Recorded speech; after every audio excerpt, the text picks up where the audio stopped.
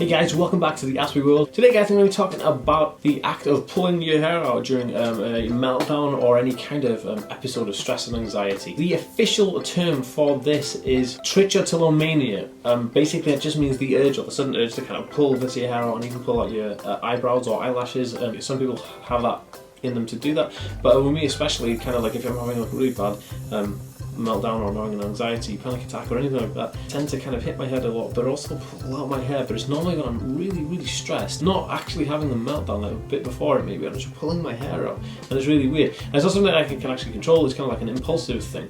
Now it's actually documented as being an impulsive thing that you cannot control, and it actually affects a lot of people in different types of medical conditions or mental health conditions. In this actual instance, there are kind of ways you can get around it by doing some psychotherapy and also cognitive behavioural therapy. I didn't know that other people did this, but when I started doing my videos, I did a video on the autism meltdown and what happens and how people react to it and things you can do to try and soften the blow, and that will be linked up here in the top in a card, so you can click that if you haven't already seen that video. But something that was interesting is all the comments that we had through when we were coming in, this and that and the other, and like, does this will happen? And I didn't mention actually hitting my head, which is something that I actually do, which I don't like, you know, I really don't enjoy it, but it happens, and like it's something that is again impulsive.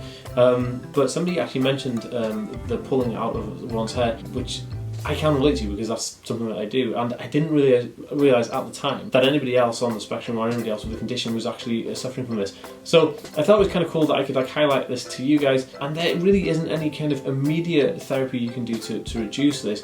But another thing that it's like a side product is like low self-esteem, because if you are pulling your hair out, and you might feel quite embarrassed or silly, and because of that, you might feel kind of a low self-esteem dip or something. And like, you know, anybody with autism, you really want confidence. That's something that we really need to build on. It's something that I built on thanks to YouTube and you guys and having this kind of conversation. More importantly, you've got to kind of get away from the embarrassment of it and don't worry about it. You know, if you're pulling your hair out, just accept the fact that it's something that happens, and it's not something that you can really control, because you know it's out of your control. It's not your fault. It's not my fault, and it's something that's out of control. So I really just wanted to share with you guys that is something that actually happens. If it is something that affects you, please let me know in the comment section. You know, if it affects you, if it happens to you, or any other kind of conditions that occur during an autism meltdown or something that also happens. You know, people with autism have issues with you know, like spelling and like dyslexia, dyspraxia, obviously trichotillomania, and they also, you know, I had alopecia as well, which wasn't good because obviously pulling my hair out and it was falling out wasn't really a good combination. And there's all kinds of things like that, you know, like stammers, speaking too fast. I would never have known all these things were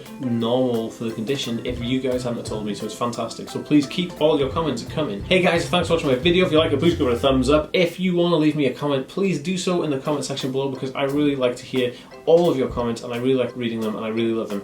If you want to send me letters or anything, don't be afraid. There is an address in the description below. You can send me letters or whatever you want to do, any fan mail you want, because I do get fan mail and I do love it and it actually touches my heart. So thank you so much for all the fan mail that you guys send in currently.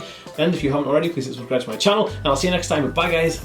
Hey guys, this is my kind of setup here. So this is how I've been filming right now with this lighting setup. So I've got my ring light over here with my camera in it, my new camera, and then back here I've got some these are like studio lights, halogen ones, so they're kind of like really bright.